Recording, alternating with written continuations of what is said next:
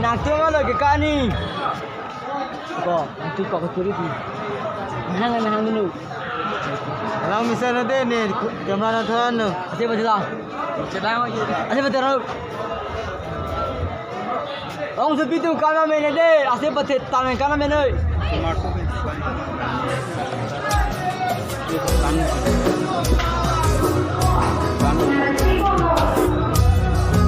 Cici kalau bang dengar.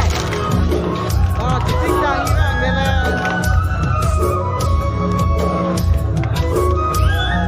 Apa?